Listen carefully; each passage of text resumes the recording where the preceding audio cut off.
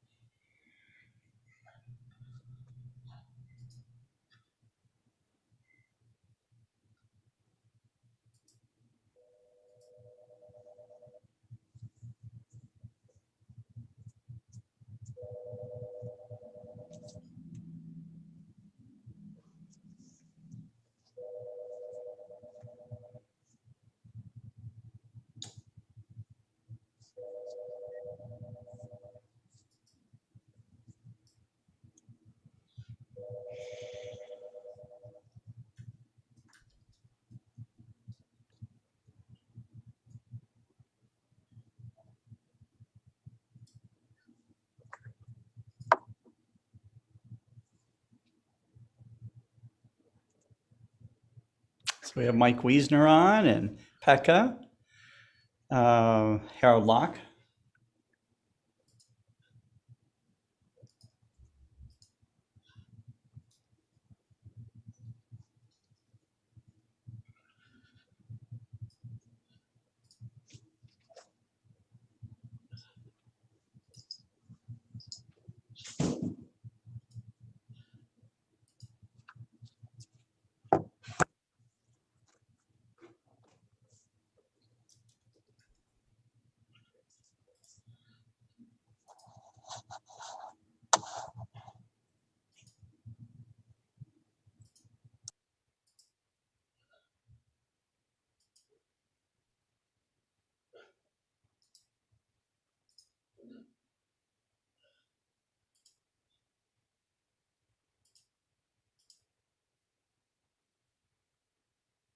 Bergman Scooter, Aaron Thompson's on, Harold Locke. I think I mentioned Harold.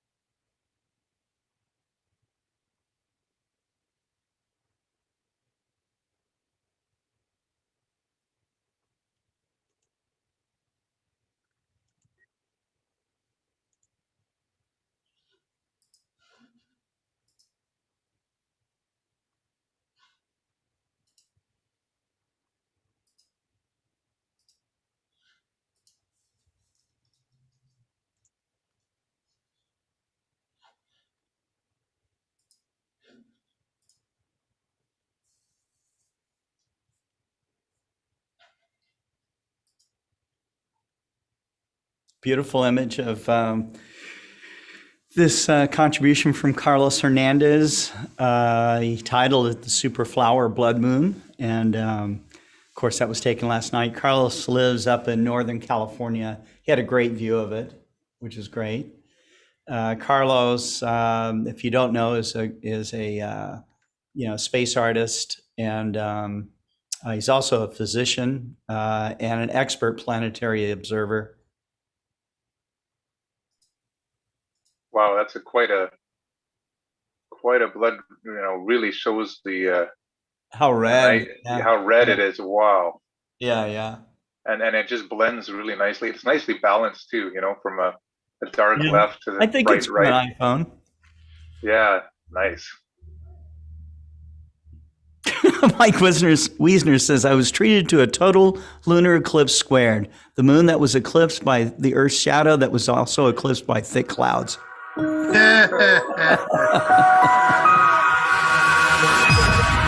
Okay. I saw that you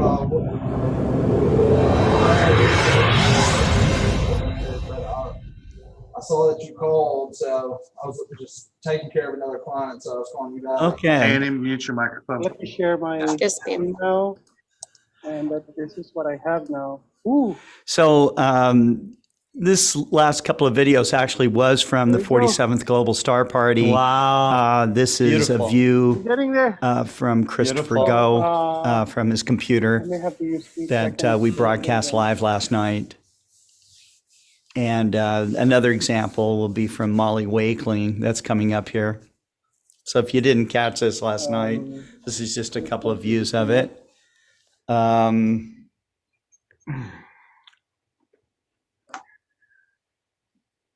Yeah, once we get into totality, I'm going to dart outside to look nice. with my eyes. Christopher said this is the best Right.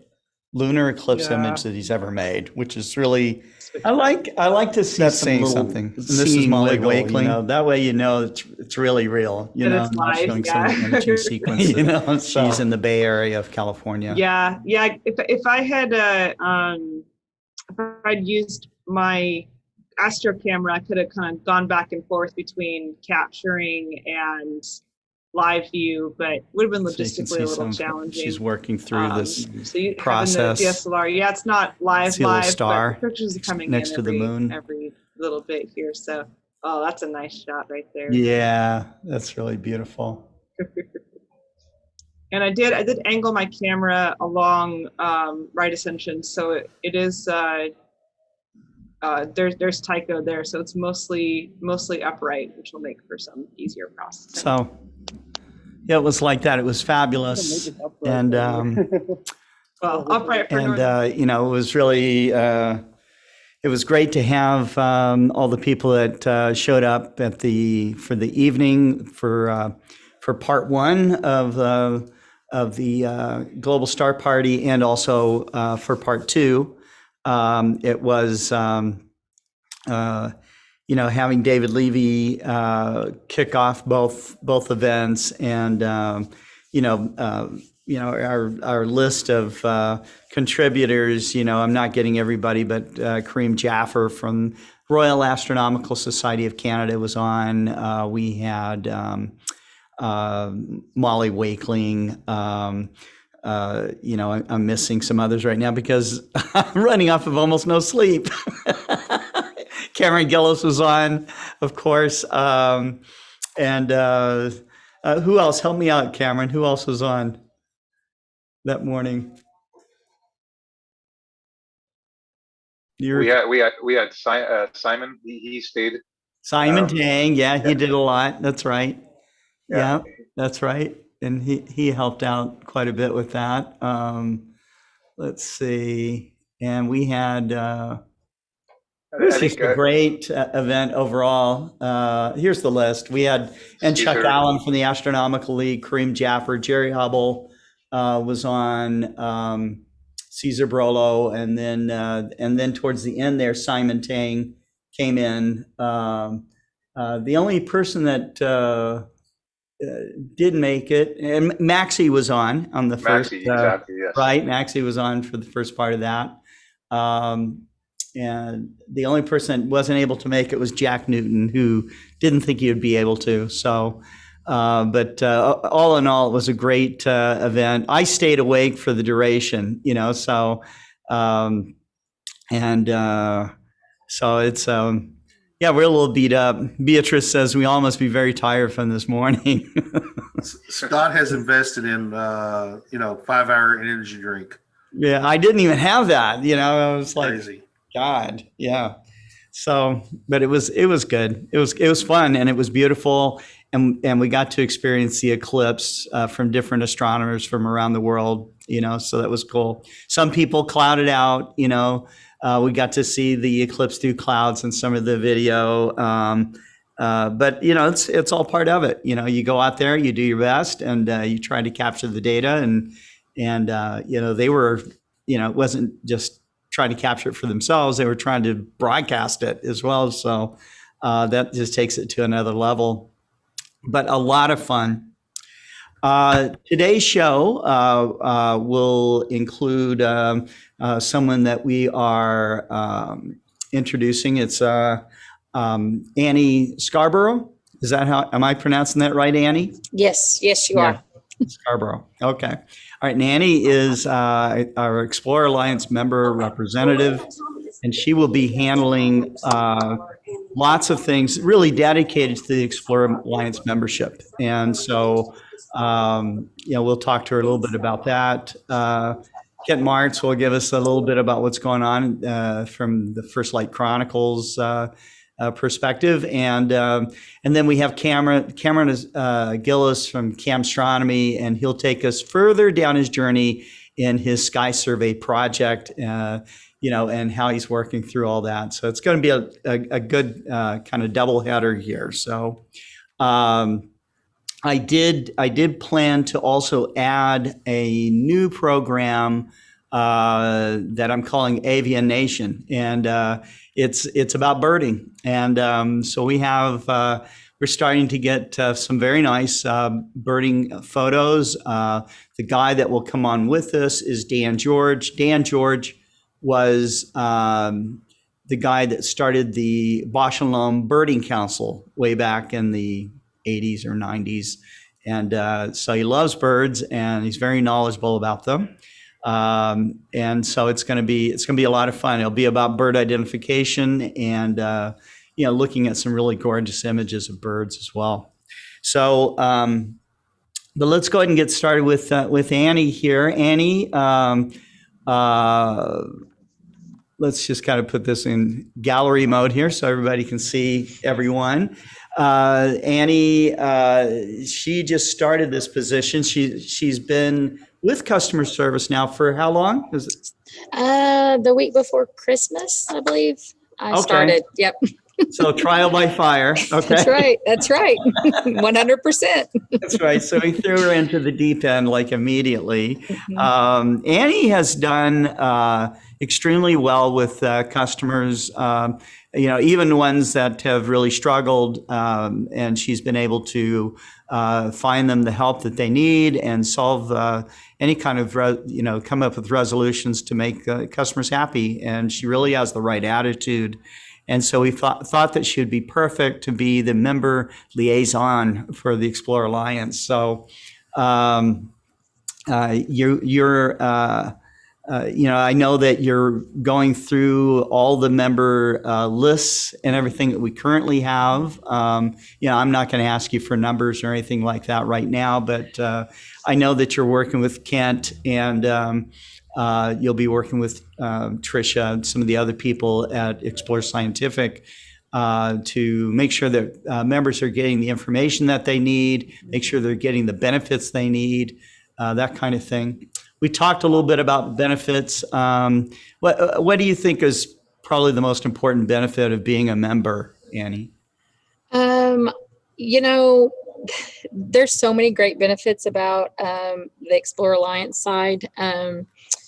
That's a really tough question to answer. But mm-hmm. I just having the ability to be able to have your products cared for properly, and that opportunity, beyond properly. I mean, we give them, on the platinum membership, we give them something called Explore Care Plus, and that is, if you have bought anything from Explore Scientific, including stuff that's not branded Explore Scientific, like a pair of our binoculars or an action cam or anything that we sell, and a truck runs over it or lightning strikes it, and you can give us the crushed, smoldering remains of it, we'll replace it for you. Okay. And so this is a good solution for customer services. Use this solution for people who never registered their products. Okay, we've always had fantastic warranties and coverage on Explore Science, especially Explore Scientific product.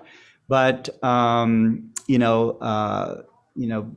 product replacement has always been something that's just been for the extreme high end of our product.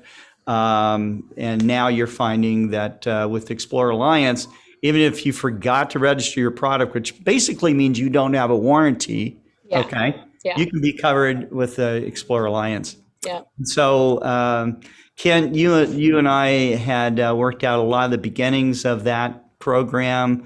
How does the platinum? We have two levels of membership. How does that work? So the legacy is for anybody that's got the old lifetime warranty that just wants to be involved in the program. You can go onto our website, go to the Explorer Alliance tab, and join the legacy program for free. And that gets you access to newsletters and early updates on new products and all sorts of other, less minor benefits. But the big point comes when you join the platinum level. So it costs $99.99 to join. And so then you get onboarded, and when we get you into our system, which generally has been a few days, we turn around and Annie sends you a $100 gift card, which means that we just gave you your money back in the form of a gift card for buying something else from Explorer Scientific. But you also now have extended care for all your Explorer Scientific gear, whether it's, like Scott said, branded or not.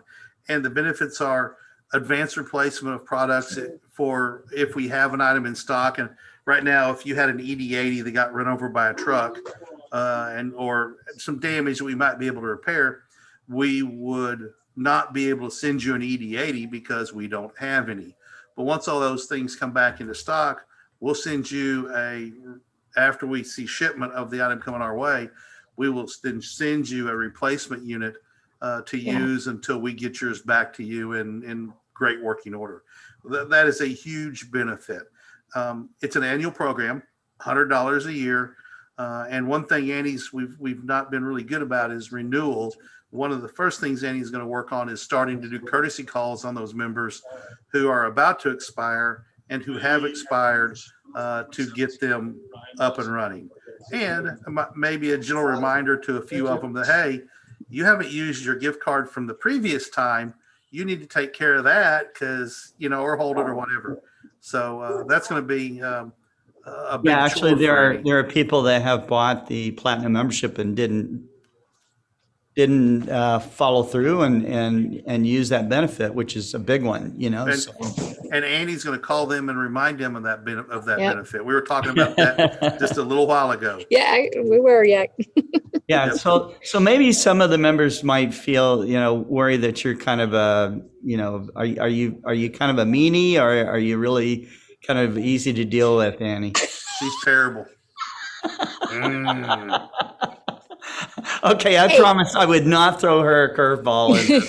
This is Annie's first broadcast. Okay. Hey, I work with mainly guys. I have to learn to be a little.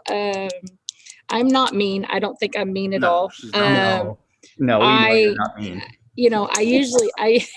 I usually stand and look at them and go, okay. and just, but I know how to cut up with them too. So it's a lot of fun.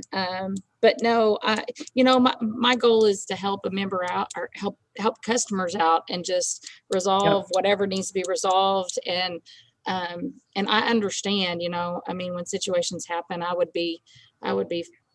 feel the same way that they do. And so, I try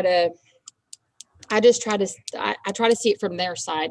And when it comes to issues, resolve issues. But, as for members, I want to make sure that they get all the full benefits of our program. And there are many, many great benefits to Explorer Alliance. I've been reading over them last couple of days because I just started this new position Monday. So, and today's Wednesday. So just learning what all those benefits are. And it's been very eye-opening to that side. Good. So but yeah. Good. We have a question from Pekka. Pekka's in Stockholm, Sweden. Okay. Mhm. And his question is, well, does this program work outside the United States? Okay. Technically, the answer is no, it doesn't work outside the United States, but you could buy a Explore Scientific item or items, okay, and you could buy the platinum membership. We'll still give you the $100 gift certificate. You'd have to redeem that $100 gift certificate through us here in the United States, okay? If you had a situation where you had to have something covered, we don't cover the shipping part, so that may be the one issue that might be a problem if you're in another country. If you're sending stuff back and forth to the United States anyways, or if you're coming, Pekka, if you're coming to the United States, then even better, we can deal with it like that, but we can make you part of that program. There are other benefits though. Annie, we did this Bino Viewer. Talk about that program a little bit. So you get the opportunity for sneak peeks with advanced purchases to new products. One of you mentioned the Bino Viewer. It's an absolutely amazing product. In fact, we were out looking at the sun earlier, and I told Tyler, I was like, "Where's the Bino Viewer? I want to use the You want the Bino Viewer? I want the Bino Viewer." So I love it. It's amazing. But you. As a member, you get the opportunity to see those products firsthand, and then get the opportunity to purchase them before everybody else. So, that's a great thing. Then you get VIP access to events. Yeah, we will things. have events. So we've got already planning right now some legacy events that we had before, which is the 60-inch Star Party at Mount Wilson, okay, which will be combined with the JPL tour.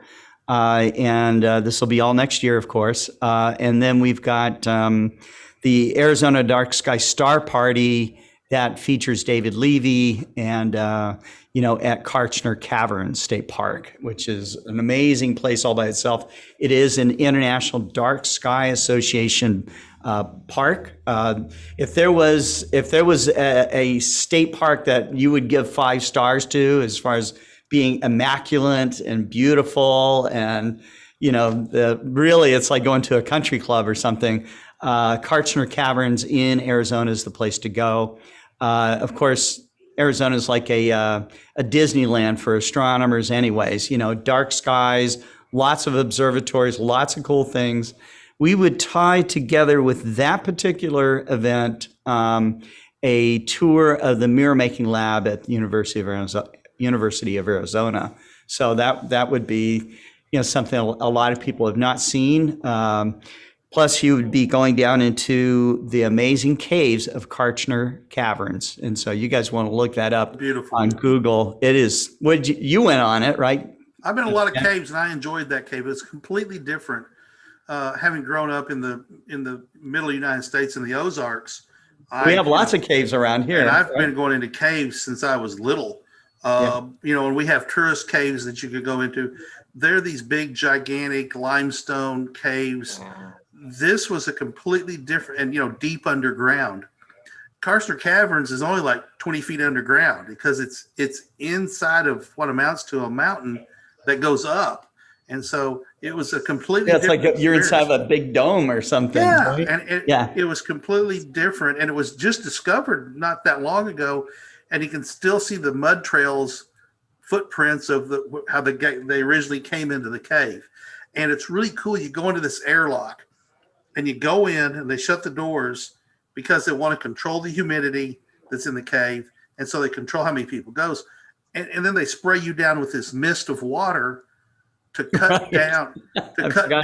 They actually spray you with water to wet your skin and your clothes to hold down the lint that will come off. Oh yeah, and most household dust is actually dead skin, right? So they don't want that all over the inside of the cave. They had strict rules on touching the walls of the cave and this kind of thing. And they said if you do accidentally brush up against the wall, tell them, and then they get a team that goes in and disinfects that little area. They mark it with tape.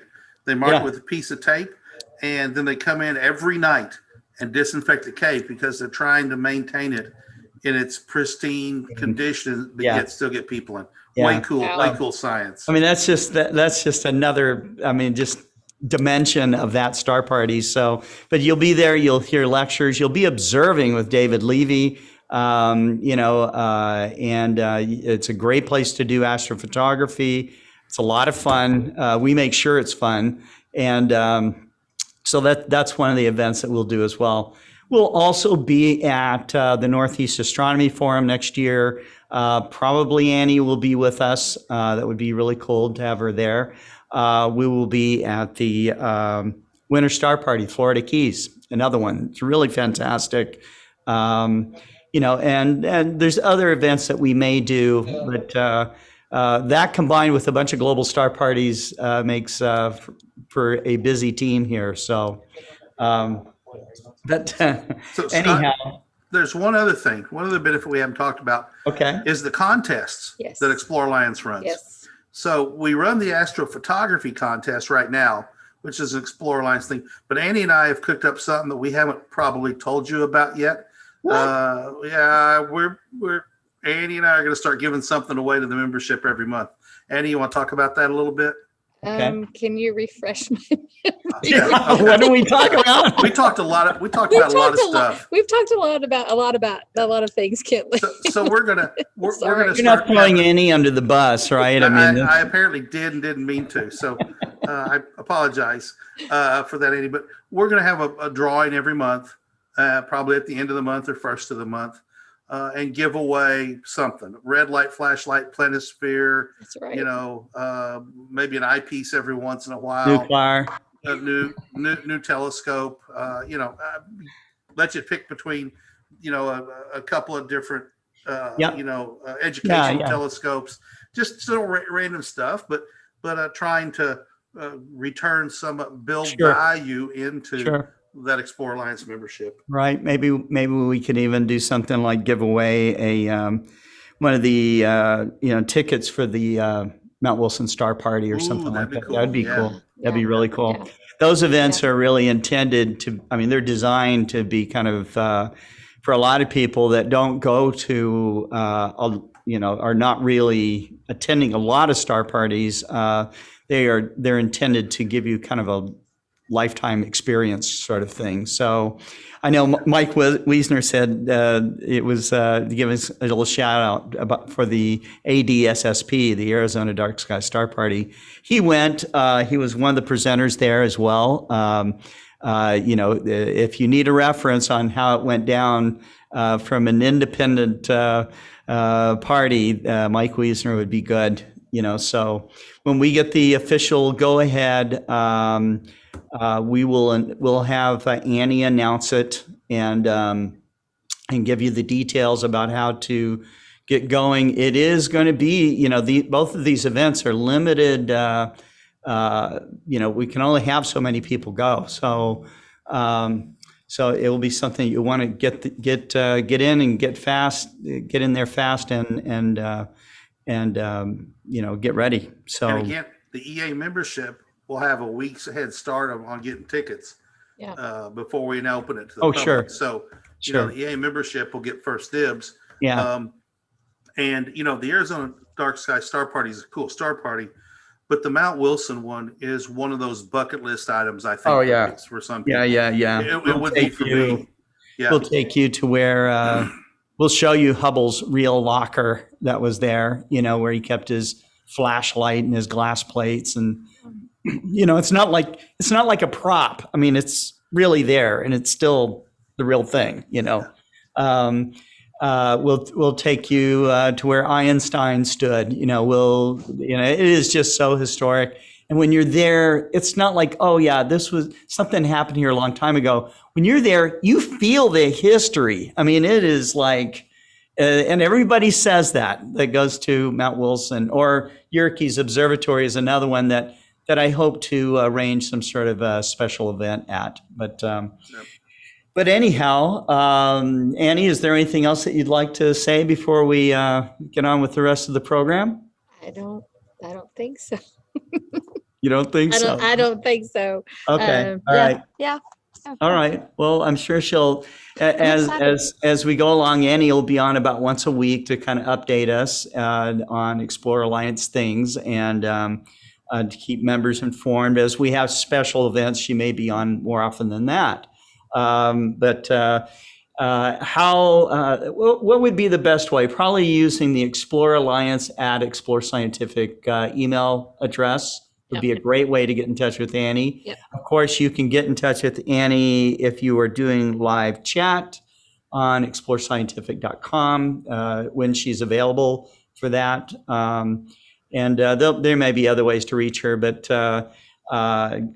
going online or sending an email will be helpful, or probably also another great way would be to set up a ticket, through our CRM system, and Annie can give you the personal touch that members get. So anyhow, thank you, Annie, and that's great. So we're gonna segue it over to you, Kent, and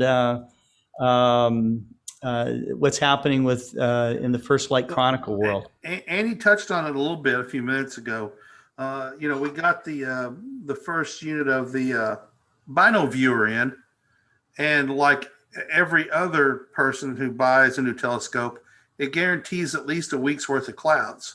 And literally, we have not seen the sun significantly until today. And so as of today, we were able to go outside, and it was already 85 degrees, which is felt both good and bad.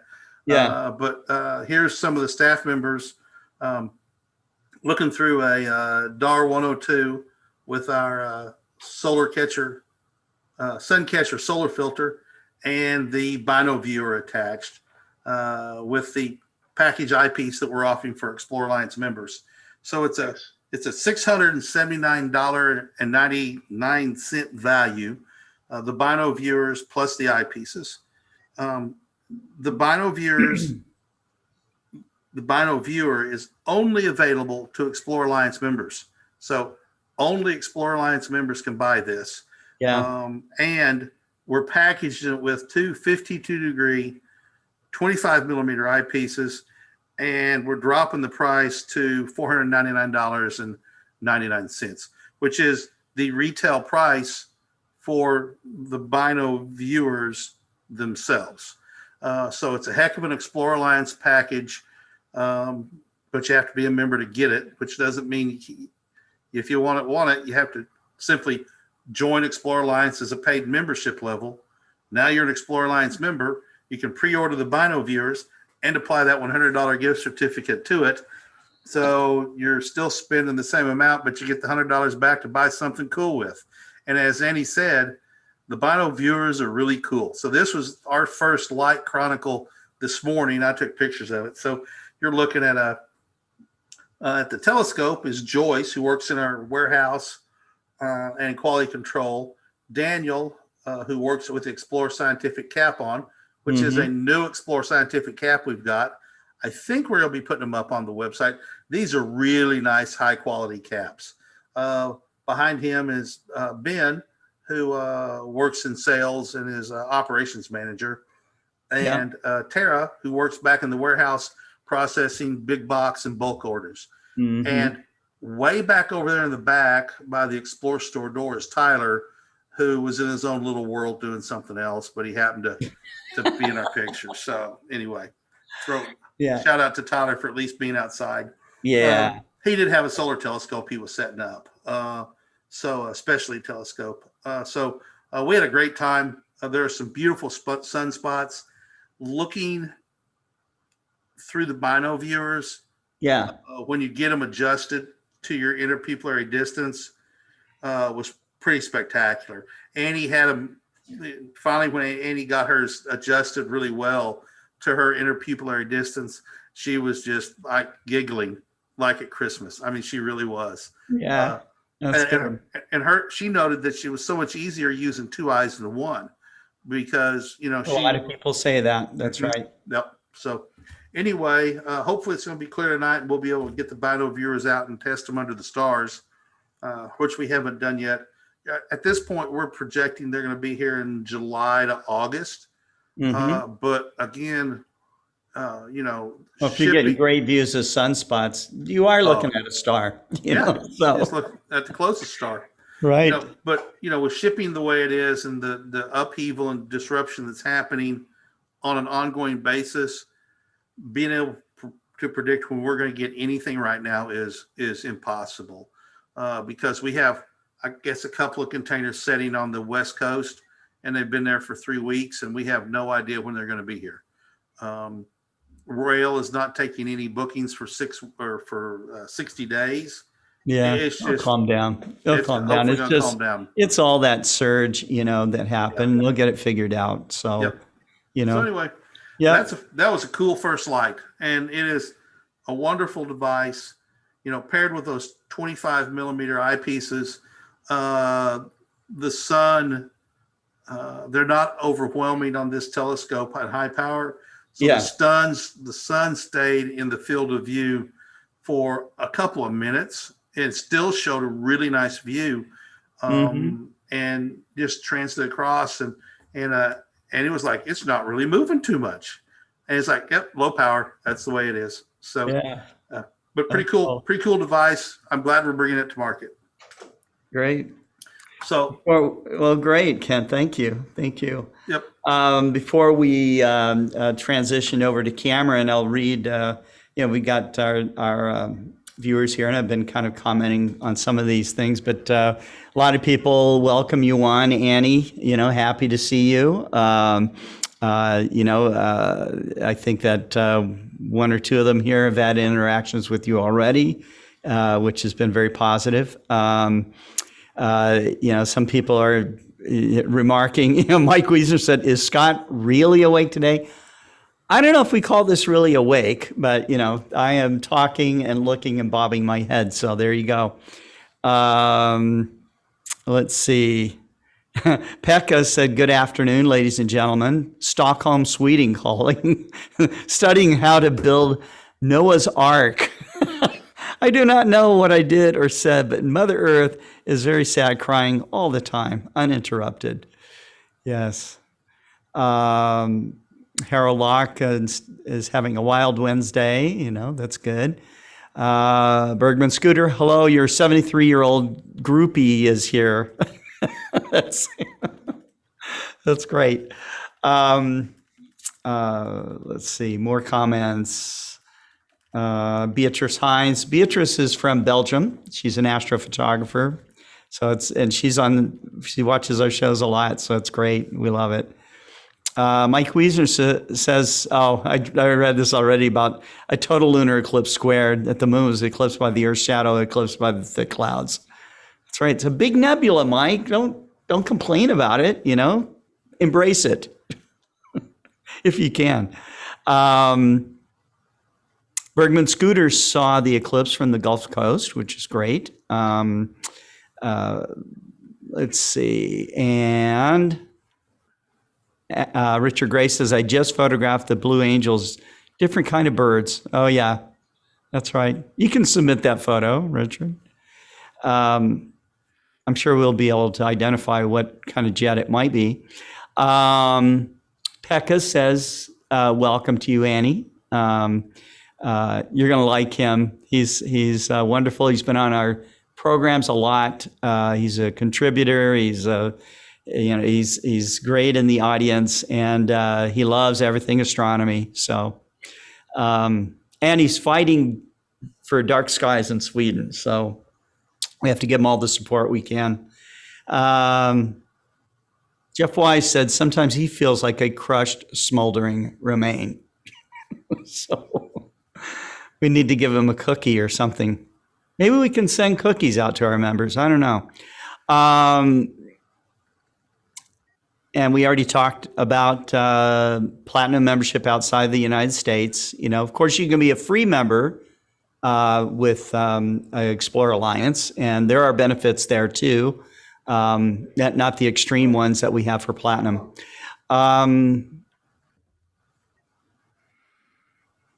Pekka wants to know about the bino viewer's weight with the eyepieces. Do you know that, Kent? No, I'm getting ready to go. When we segue into Cameron, I'm going to go ahead and go weigh them and then come back on and Okay, that's fair. Before we wrap up, Okay. I'll post that. In fact, I'll just Okay. go do that right now. All right, sounds good. I'll be back. Yeah. And yes, so one day that we hope to get Beatrice Hines onto the show. So that'll be your job, Annie, is to get, to coax Beatrice to come on. We'd love to have her on. And she is an Explorer Alliance member, so she's in the Cool Kids Club. Great. All right. Well, let's do our segue to Cameron Gillis. He's back there patiently waiting, and I think he's all set to go. Are you ready, Cameron? You bet. Okay. Here we We'll go. show the sausage factory. All right. Okay. Here we go.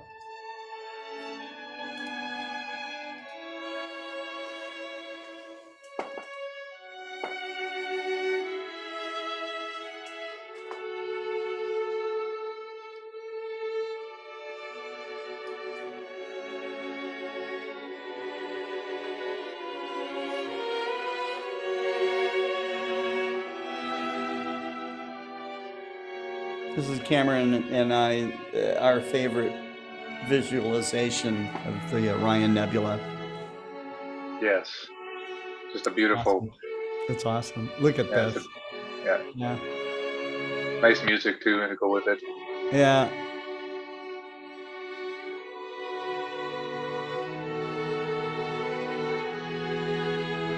If only you could take this ride.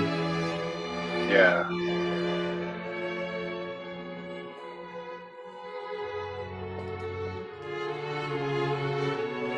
Oh, we do, Scott. Every time we look through the eyepiece or take an image, it's in our mind imagination, our mind's eye. Yes.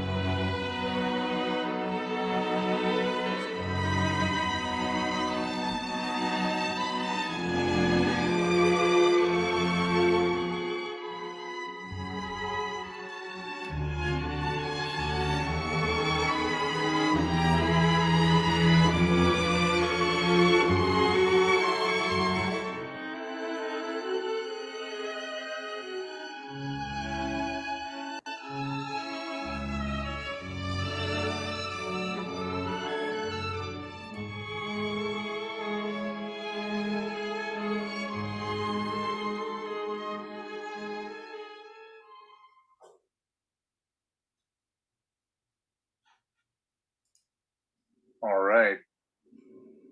Thanks a lot, Scott. Yeah. Love that intro. We have to do this intro too. Yes. Yes. Okay. I'll get a better timing next time. It's all There part of we the go. process.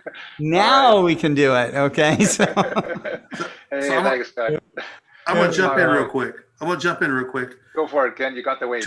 Okay. go for it. 2.2 pounds 2.2 Oh, that's- pounds. That's both with- eyepieces on. with the 52 degree 25 millimeter eyepieces. I've got single eyepieces that weigh more than that. Exactly. My 40 millimeter 68. That's a beauty, Scott. I love it, but it's what's it, 2.5 pounds, I think, right? Yeah, Something like I think that's Yeah. right. Yeah, so it's really good. That would go really nice. That bino view would really go nice with a Mac or a wide field refractor. Really I nice. think you're right. Or two. Yep. Yeah, both for planetary and wide field views. So, all right. Well, thanks everyone. Welcome to Camstronomy. And we are gonna. There's a couple of things. This is going to be a little bit of a sausage factory session, where I'm going to show you. There's two different areas that I want to focus on. One is the sky survey, what I've done in the last week, and then the second is the kind of the tools and the process, improving the process, including how I'm setting up my smartphone to take these images and that. Again, to set expectations, these are not high-end photos right now. I'm just trying to get the process down and be able to show everyone how you can get, with very easy steps, how you can take your own astro images to enhance your observing, both your logging capability and also your observing techniques and the overall enjoyment of recording your observations, sharing them, etc. So let me share my screen to start off. Okay, we'll just here, share my whole screen. There we go. So let's start off. So I have, let's start off by saying this is the equipment I used. Last week, I had my 8-inch. I had my widest field 1.25 inch, 26 millimeter, 62. That's a really nice coupling with the smartphone. And then my adapter to strap it on my tablet to be able to control the Sky Safari and do the logging.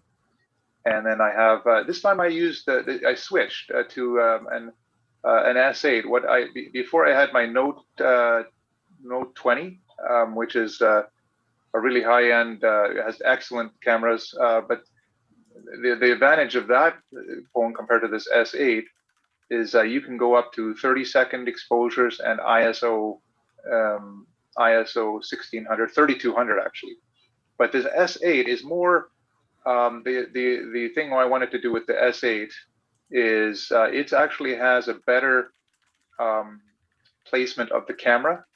It's right in the center of the phone, so it fits better onto the eyepiece. And also this infrared little light that you see here that was getting in the way with my Note 20, even though I put a piece of tape, there's a piece of glass that merges the camera and the infrared sensor. So that creates this artifact all the time. So even though you have all the pro settings, you can do a lot of good stuff, and it does take really good images. The problem is you always have this infrared artifact. So what I did is I took a piece of tape. I got this S8, and it has a limitation of 10 seconds, okay, compared to 30, and then ISO limitation of 800 compared to 3200. So those are pretty big difference as far as what you can do. However, again, the purpose of this is to make it accessible for anyone to be able to do this survey, and also make it practical. I mean, you have to look at the workflow, and this phone is actually really, really good to be able to do that. There's another little nuance I want to share, and I'll talk about that as well, is when you remote in, and if you want to be able to project this on a screen and that, I'm using TeamViewer, and I'll explain how I did that. I've set up in my office here, I've set up the S8 on my Mac, and I'm looking at the outside, and I'll show you how I do that and how I actually took the images on my 8-inch. But basically, yeah. So there's a lot of advantages with the simpler S8 compared to the S20. But you'll notice the images are not awesome, but they are at least better. They enhance your visual ability to be able to recognize and log objects. Okay, so now let me show you. This is actually an example of how I use TeamViewer to look at the moon the other day, last week, and I just did a screenshot, and I'm going to share the same screen. And what you can do is when you put the phone horizontally, you know how when you put a phone it orientates itself. It kind of goes portrait or landscape. Well, if you make it so that the gyro inside the phone is horizontally, then you'll have this full screen view while you're viewing on your phone, and that will maximize your view. And I put this on my large screen TV in the living room, and I was being able to remote and control and have beautiful views of the moon and also the galaxies as I was doing my survey. So let me show you. Let me switch over now to the what I've done. So, So Cameron, basically, yeah. so TeamViewer works on your Samsung. Does it work on an iPhone? Yeah, Do you this know? is here's the good part is TeamViewer is it's a generic one. I tried Samsung Flow, and you can use other tools. You could even use Zoom for that matter. The problem is with Zoom is that it conflicts with if you have another Zoom meeting, right? You can only have one instance. So with TeamViewer, I think the answer to your question, Kent, is yes. You can use it with any phone and any laptop. It's actually meant to use. You can remote control tablets, phones, anything. It's a little tricky to set up. I will warn you. I didn't record all the steps, but the biggest trick with it is you're going to have, there's some authentication that you need to do because it is an open, it is taking your screen and giving you full control of that computer or that device. So there are some special, levels of authentication, including like text messages and emails or whatever. But once you get that set up, you end up with a screen like this, and you load a host. This is the client. Sorry, there's a client, which is a host client that you load on the phone. And then what I do is once you have that on there, this will push. It knows the address of your phone. And I can just double click on this. And it says starting host app. It actually pushes the host app and it launches it remotely. Cool. And it will automatically load it up. So here it is, TeamViewer. So it connects to the phone. And there's my phone. Now I'm going to swipe the screen, and this works just like when you're touchscreen, except you use the mouse. You just go like this, whoops, and then I have my password. So I'll just type it in. So hopefully you don't record that. And then not recorded, but yeah. yeah. So anyhow, it's okay. So this is the view of the screen, and I'm going to look at my camera now. So there's my view through the telescope, and let me actually. I'll show you how I've set things up. So I'm going to stop sharing for a second, because what I'm going to do is I'm going to show you what I physically have set up. So I'm going to take this here. Let me just first of all turn off my, choose virtual background, none. Sorry, it's a little bit unrehearsed here, but that's the beauty of live stream and YouTube. So let me just, okay, so now you see my real background, and I'm going to switch this around. Okay, so what I've done is, if you look, this is the Mac, and there's my S8. Okay, so that's the view.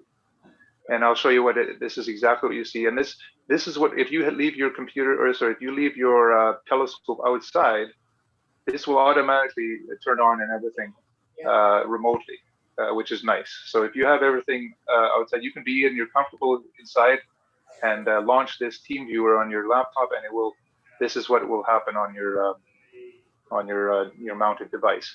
And what you'll notice here, if you look, is I put a piece of tape. You see that piece of tape there?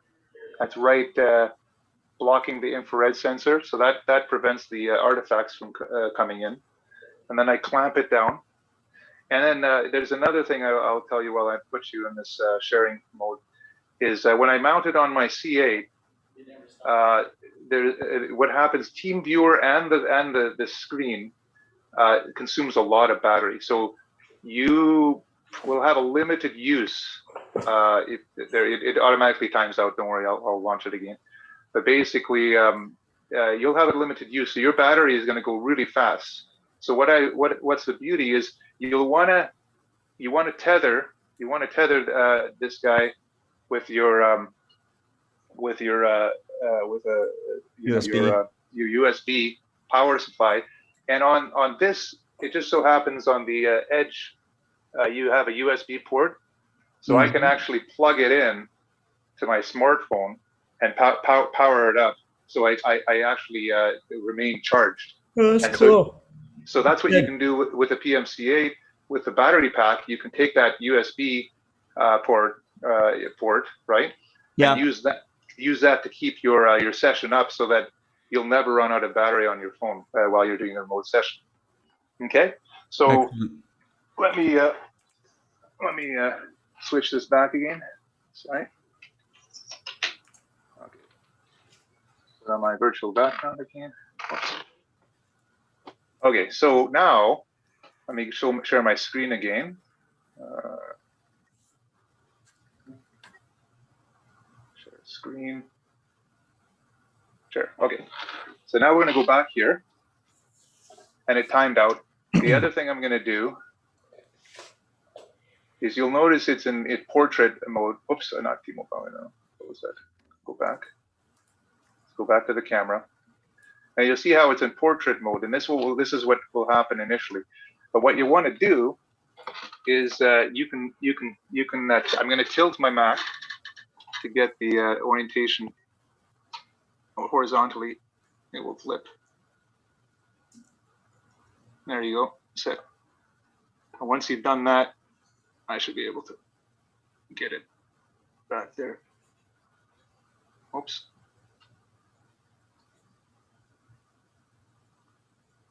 So Cameron, you have rotated it on the eyepiece, correct? Yeah, what I've done is I flipped it so that it's on the left, so it's actually upside down. You can see. Let's go down to the. There we go. Well, that's pretty. Oh, this is live right now, right? This is live, yeah. Well, that's beautiful. I'm just going to focus I like it. So that. these are rhododendrons. So the beauty of this is you get it upside down. Okay. And then now once it's locked into this position, when you do, as you pan around the sky and look at different objects, you can keep it in full screen mode. And I'm going to move this out of the way. Here we go. So now now you have it in full screen mode. And the nice part is this is actually the way it would look in the eyepiece, right? And so you have your field of view. And another thing I'll say is the 62-degree eyepiece is really nice because you can get the edge of the field of the view, at least on most of it, inside of your smartphone's field of view. You cut off, of course, the ends, but it makes it a very pleasing experience because this is very good for visual plate solving. When you're matching where the stars are in your field of view against what you're seeing. Oh, I just timed out there. Of course, every time anyway, you get the idea. So basically, so now I'm going to stop this. I'm going to actually exit and then exit. We're getting some requests from the audience. Pekka wants to know if you can aim it at the beach. yeah. That will be the next episode. All right, that's next. Okay. Yeah. So let me. Okay, I'll continue to share here. So that was the TeamViewer. So that's what I wanted to show you here. Now, Now I'm going to show you what I did on the survey. So, all right. So here's my first picture, of the Needle Galaxy NGC 4565, and what I want to highlight, it's not bad. What I've done is I've done the best I can, which is 10 seconds at ISO 800, which is the maximum that you can do with an S8. And so, but it is interesting to note, you can see what I like about this is it very closely matches what you can see visually. Obviously you have the advantage, again, I'll say this in every episode, that the real beauty of smartphone photography is, even though you might not get a supreme picture, but visually you can look with direct vision as opposed to averted vision, so you get a higher resolution, even though there's noise and all that other stuff for for future improvement. But when it comes to just the experience and enjoyment of logging your observations, you have a pretty good record of what you can see visually. And you also have the visual plates of you can see these stars here are exactly this asterism here. I rotated this image because of this snapshot. I didn't align up the time, but if you line up the time in Sky Safari with the time of the picture, you will get the correct orientation. I was just lazy because the other ones were the correct time. Most of the pictures were the correct time. So these first pictures, I had to rotate the image in order to get the right orientation. So that's the Needle Galaxy, and then I'm going to step back for a second, go back to my other thing I was showing the other week. As you recall, I was able to get Sky Safari to run on an Android emulator called BlueStacks. So BlueStacks is a client that allows you to run native on your PC. You can run all Android apps natively on your PC. So I just downloaded Sky Safari 6 Pro, which I already have on my tablet and my smartphone, and then I have everything here. So what you see right now is if I look at the time, this was Saturday at 12:26 a.m. when I took the pictures. I took the pictures between 12 midnight and 2 o'clock on Saturday, because again, anytime you have a chunk of clear sky here in Seattle, you take it. So I did it. I got a couple hours, and that gave me a good chance to try out this new technique where I was, like I showed you, I plugged in TeamViewer. I started snapping with my S8 smartphone a number of galaxies in my survey. So here's my large survey where I've highlighted all the bright objects. And then I just kind of started off with the Needle Galaxy over here. If I zoom in, Coma Berniceus, there it is. So I started off with the Needle Galaxy, and you'll notice that first slide that I showed you was exactly this, and then I continued along. The next one was 4725, and I zoomed into that. And if I go to my slide, let's go back to my slide.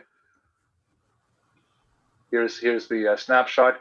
And what's nice about this also is you'll notice that 4725 I classified as a bright object that you could see with a smaller telescope. And sure enough, it shows up pretty clearly here, very, very distinctly on this image. And you can see these three stars.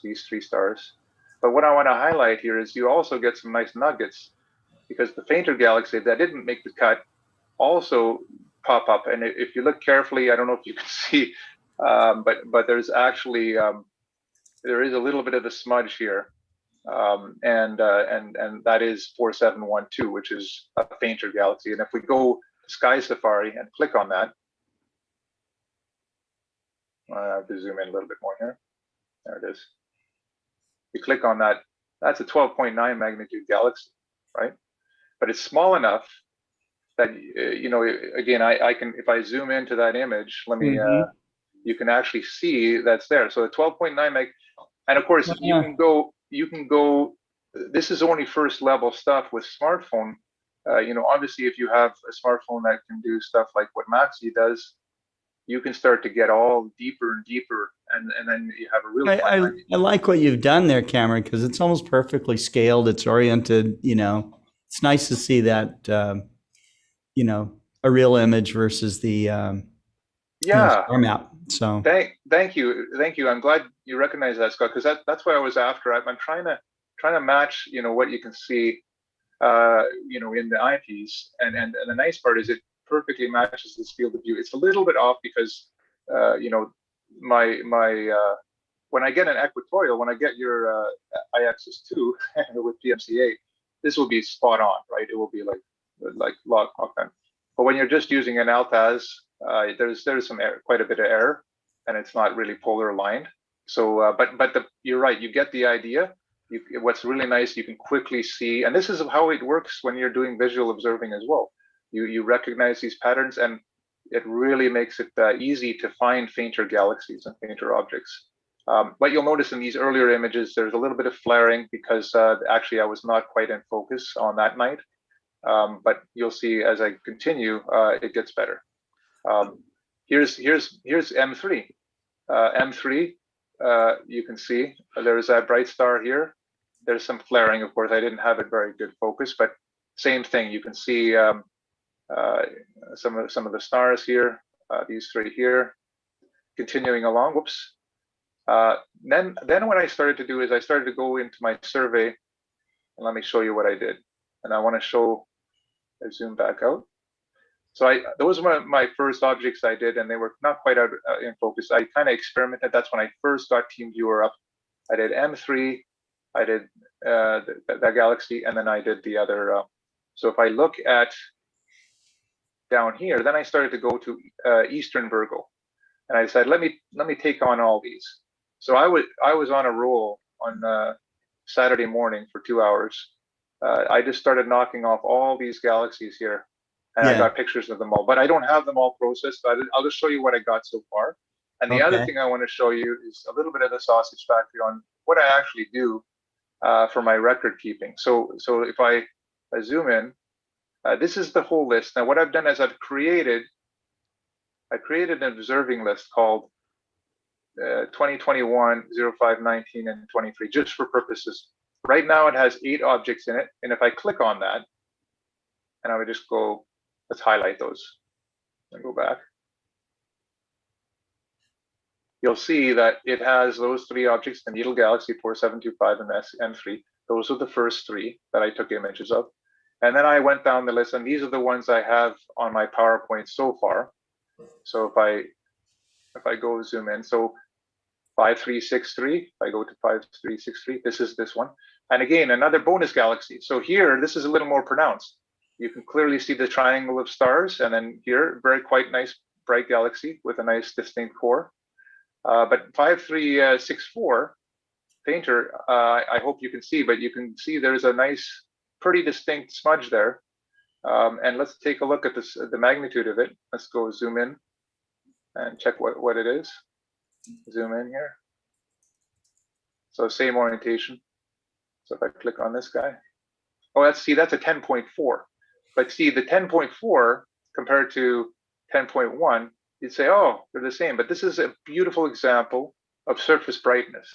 So here, this is a large, a much more diffuse galaxy compared to this one has a distinct core. So this one is a very easy one to find, but this one's a little harder. I mean, you can still pick it up on the smartphone again because you can do direct visual.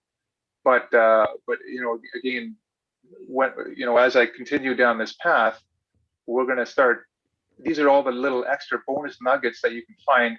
But I want to give people low-hanging fruit to say, hey, these ones are easy pickings, and these ones a little more challenging, and then you can start to get some little reward as you start your hunt.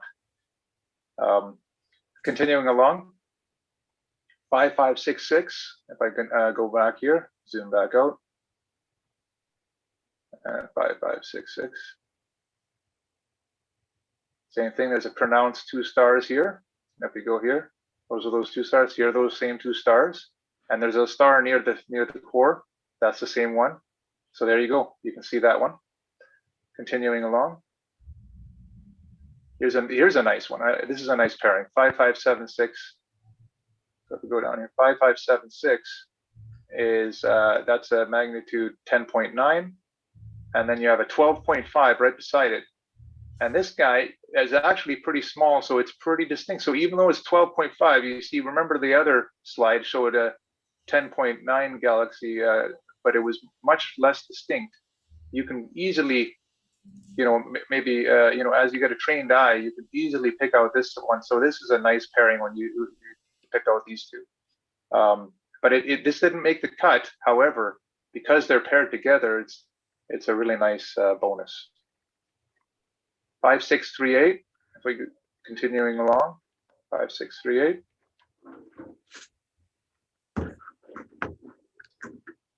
And you can see this grouping of stars. You can see this grouping of stars.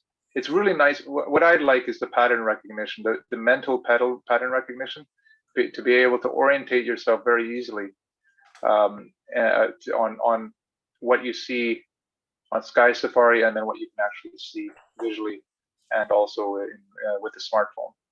So you can see this is a nice one. It's right in the middle of this triangle of stars on the bottom, and there it is, nice and distinct, and it's pretty small. Continuing along, we have 5668. Zoom back out. So you're kind of taking the journey with me as we go through, and as you can see, the pace I'm going through right now is a nice, comfortable, for a kind of tour. But you can do this yourself. When you do these images, there are only 10 seconds to take these snaps, and there's no processing involved. And that's something, by the way, I wanted to just in general comment about. I know that Molly was talking about the terabytes of hard drives she has and backup and all that kind of stuff. And I'm very cognizant of size and memory, and I don't want. I mean, clearly, as you get serious, you start to do that, but it starts to cost money and time. And I want to make something lean and efficient that anyone can just do without getting overwhelmed with worrying about storage and all that. So a big thing I'm very cognizant and I'm consciously working on is a way of doing all this, recording things and getting the information you need at the level for enjoyment. And then to our earlier discussion, Scott, we can put levels where if you want to add astrometry to it, astrometry data, and you want to have more scientific, we can add certain check marks on. These are the criteria you have to have in order to qualify that image, for example. So we're trying to make a process here that a large number of people can do, and it makes it very accessible. So here's there's a triangle of stars. You see these two guys here. This triangle is a nice, very distinct, and you can see the galaxy. This one's a little fainter though. This is a little tougher, a little more diffuse. Let's see the magnitude on it. 11.6. So yeah, it's a little on the fainter side. And then let's continue. I think we have one more. Oh, now let's do the next one together. I wanted to show you how I do it. So now, okay, the next one I just happen to know it. You can't see it right now, but I have to zoom back out. So I'm going to turn back on my my best and brightest observing list. Okay, and then I go back. Okay, so the next one I think I did, because I went basically from west to east. Okay, so what I should have done, and this is being, airing the laundry. I should have actually taken the log, set my observing list, and then recorded the observations on using the recording log. But I was so impatient, I just went ahead and took pictures, and I kind of remembered where the sequence that I took, and now I'm kind of reverse engineering the observing log, if you will. But it makes a good demonstration on how to do this. So if I zoom in, so this is 5668, okay? So if I go into 5688, so I'm gonna expect to see. Actually, wait. Oh, that was 668. Let's do the next one. Sorry. Oh, it's just there. Yeah. So the next one is either 5701 or 5651. Let's find out which one it is. So I have here. This is the next image. So if I go back,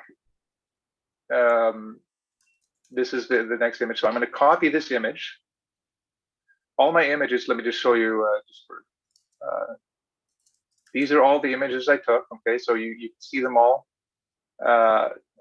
These are from the night of observing. So they're all in sequence here. So I took many pictures. All these are pretty much one shots. I don't have any multiple shots for stacking or anything.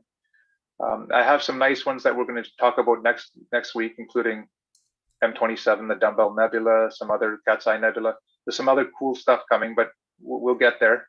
let's just start off with the galaxies. And so here's one. So I copy this guy and I paste it into my PowerPoint.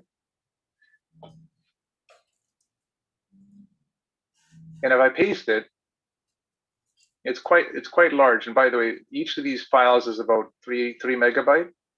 So if you look, what I do, and this is also what I do for work, but this is a good tip for anyone. So right now, my PowerPoint is 8.8 megabyte. Okay, keep that number in mind, 8.8 megabyte. If I save this without doing any compression, watch what happens. 23 megabyte. That's terrible. But watch this. I'm going to do some magic. First of all, I'm going to flip this thing, because it turns out that when you put it upside down, when you look at the image, it puts it in native upside down format. So that is perfect. So you flip it upside down, you have the perfect orientation left to right and up and down to the Sky Safari. So that way, this image can be, you can do a plate solve with the image. So now I flip it, and then what I do is I change the size so it fits on the screen. So I know it's 15%. That's just happens to be 15%. I move it over here, and then here's the magic. Watch what happens. So I picture format, compress picture. So you highlight that, you go compress pictures, and then you have a choice of resolution. So I'm going to go print. So you can choose different DPI, but I'm just, for the purposes of right now, I'm clearly this is going to be optimized down the road, but for now I'm just going to do this. Now when I'm going to save it again, watch what happens. So I save this image again. Remember, it was 8.8. Now it's 9.2. So I increased it by 400K. So each of these pictures is only 400K for the purposes of the presentation. So that way I'm not making really massive stuff, because I already have, you know, I'm not storing the raw files. That's the other thing. It depends what you're trying to do. For the purposes what I'm trying to do, you can do a lot of these images, you know, and do our little tour here and record keeping of your observations very efficiently by doing that. So I just did 3 steps. I shrunk the size, flipped it, and then compressed the picture, and then bang. Now you only have like a 400K additional, and it gives you still a decent view. When I put this in presentation mode, you can still see the galaxy and you can still see the stars. So that's good enough for me, at least. So for now, and then we go back to my Sky Safari, and we know we're going to find out which one it is. I don't know which one it is. Okay, so it's either 5701 or 5651. So let's find out. Let's just say it's 5651. Let's see. Zoom in. And we'll look at the star patterns and say, okay, do I see anything that I recognize? Let's see here. It has kind of a triangle there like that. Okay. No, I don't think it's that one. So let's go back up here. Let's see if it's 5701. Ta-da. So I can tell already just because I've done a lot of observing, but if you take a look, you'll see, and let's make this, get rid of this one, make it bigger. You'll see this, I'm going to copy this. I already know it's correct. So I'm going to put this in the center, zoom out, take out the time. And then another thing, when I copy this part, what I do is if you use on a Windows computer, if you use Windows key Shift S, that gives you a snippet. And you can literally make a box of anything that's on your screen. It gives you a snippet. And I put that snippet here, and then bang. And now if you look, there is our triangle, right? And I might scale this up a little bit. Now if I put this in, and I know this is put it in full screen just so we can do the visual plate solve. Oops. There we go. So here's your triangle of stars. There's your triangle stars with a little stick on the end, right? There's another triangle here, another triangle. And there's your 5701, and fairly distinct, right? You can see the galaxy there. And let's check it out, its magnitude. So I can type this in, 5701. And then I go back to, what do you call it, to the Sky Safari. And it is a magnitude 11.1. So pretty modest and pretty good. Now, it's not in my observing list. So what I'm going to do is I'm going to go selection, add to observing list. But actually, before I do that, I just want to give you an example. So I'm going to turn off and turn back on this one. This is the one I was working on. Highlight objects. So it's not in that list, but I'm going to now add it. I'm going to zoom out just to show you what I was doing. So it's because I'm going kind of faster. These were the ones I added previously. Remember, I have slides for each of those. This one doesn't have a slide right now. And if I move around, you can see it's not being selected. But as soon as I have it selected and I go add to observing list, I am going to add it here. But see, and then so now what's going to happen is in the future, after I'm finished my process, and we'll continue this next week, you'll see this list, and I'll pull it up, and you'll right away see all the objects that are in that slide deck of all the record of all the observations, and it will be all complete. So that's my story for this week. Awesome. Awesome. So, and it's a little preview.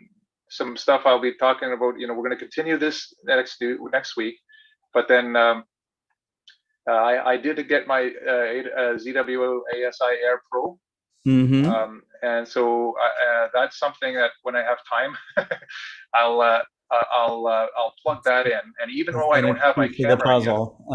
That's part of the puzzle, you see, because that has its own Wi-Fi and and controller. So there's a way of I can use Sky Safari through ASCOM, and I have to figure all that out, plugging it into my controller. There's a lot of fun stuff that I need to do, but in bite-sized chunks, it's all quite overwhelming if you try to do it all at once. So yeah, I'm kind of building the ship as we go. That's right. You should enjoy every minute of it. So yeah, yeah, right. Yeah, thanks. Yeah, so that's it. Thanks so much, Scott. That's awesome. Cameron, people want to know, Martin Eastburn wanted to know, was that phone cam software? Everything you've been doing is on a phone, is that right? Everything there is from a smartphone, correct. And the Galaxy S8, yeah. Great. I'm using a pro mode on an S8 is limited. The hardware is limited to 10-second and ISO 800. Yes, that's quite great, Cameron. That's great. Yeah. So I have a question for you, Cameron. When you're doing your astronomy, I mean, do you feel? I know you're fascinated with the technique of it and all the rest of it, but do you feel like does it give you kind of a happier feeling?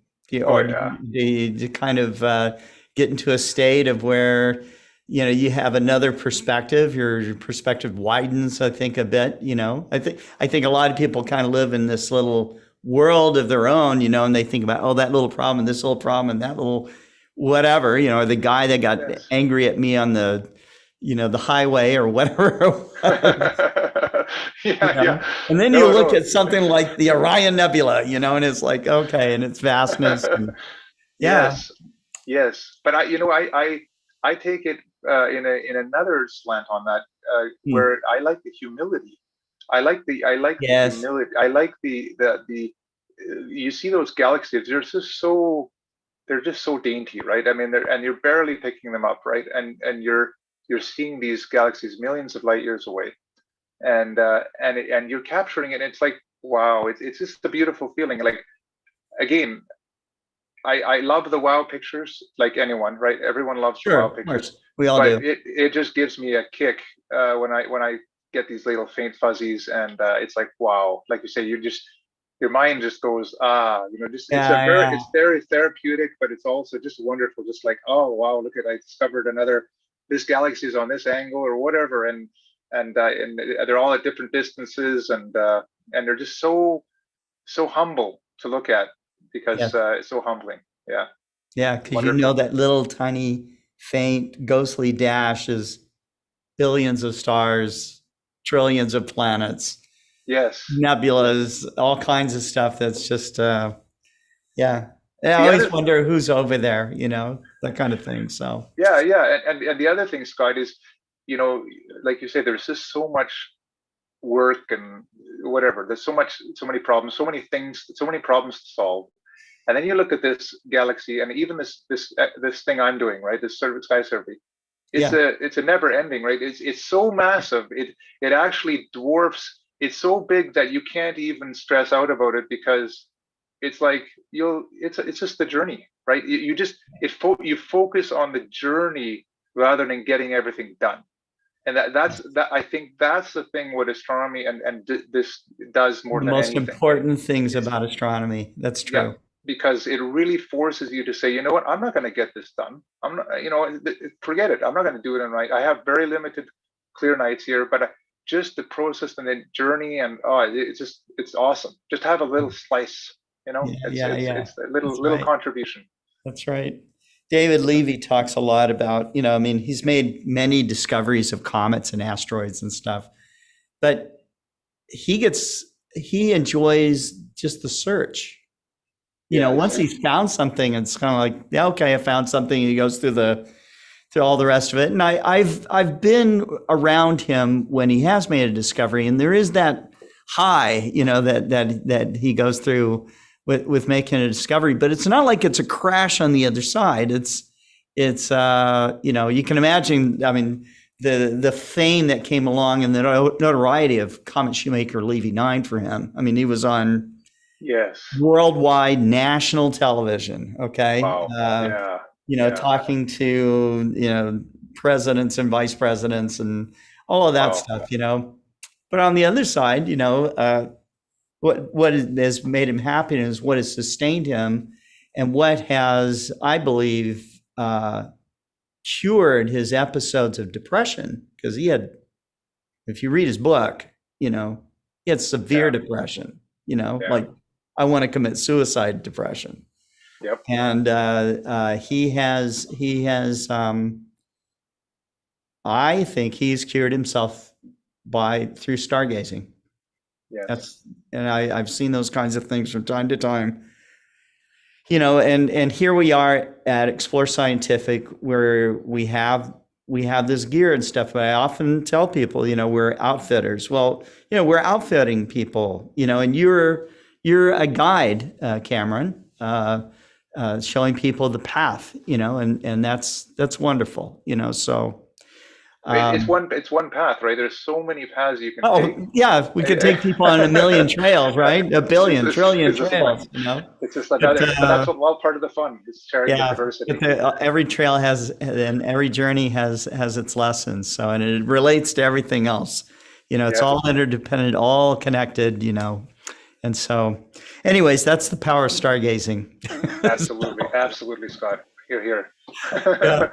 Yeah. All right, Cameron. Well, thank you so much. Annie, thank you for coming on with us. You know, and Kent, you too. You guys are all here with us. So until tomorrow, we'll see you. We've got here in the States, we have Memorial Day weekend coming up. There will not be a Monday program, okay? But we will come back next Tuesday with a Global Star Party and regular programming. But you know, week's not over with yet. So we got Thursday and Friday here. So take care and good night. And as my friend Jack Horkheimer always said, keep looking up. Awesome. Yeah. Take care.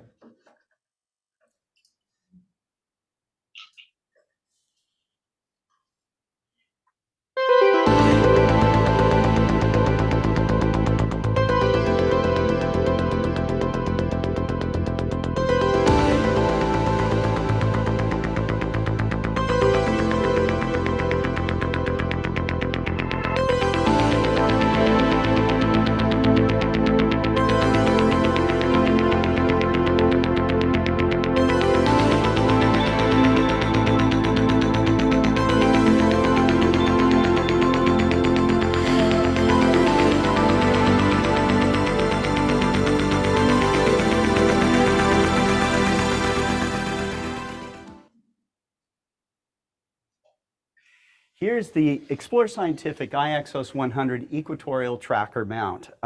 We've got it mounted up here with a digital SLR that's got the dovetail plate here. We also have it kind of mounted on our extra heavy duty tripod.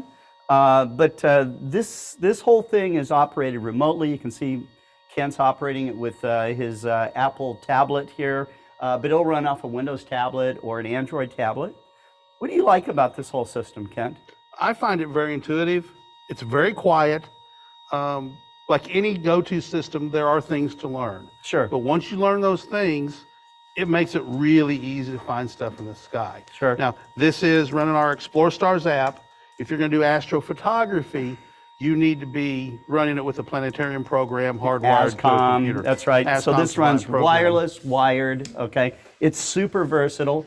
It not only has go-to capabilities, but you can also add a guide scope with an auto guider CCD type of camera onto it. So, and you know, the thing that you're going to really love about this is the price of this instrument, which will fit neatly into your budget, I'm sure. So check it out, look online, check out the specs, give us a call if you have any questions.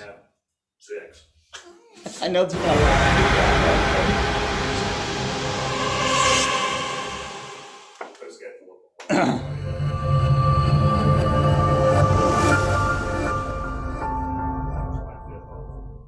Okay. That's right. Labor Day. Labor Day.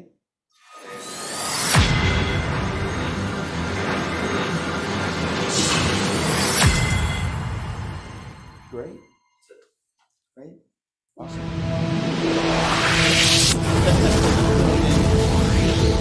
Foreign holidays. I know. Yeah. That's available. Bank holidays. Yeah, well, that's them. All right. Take care, man.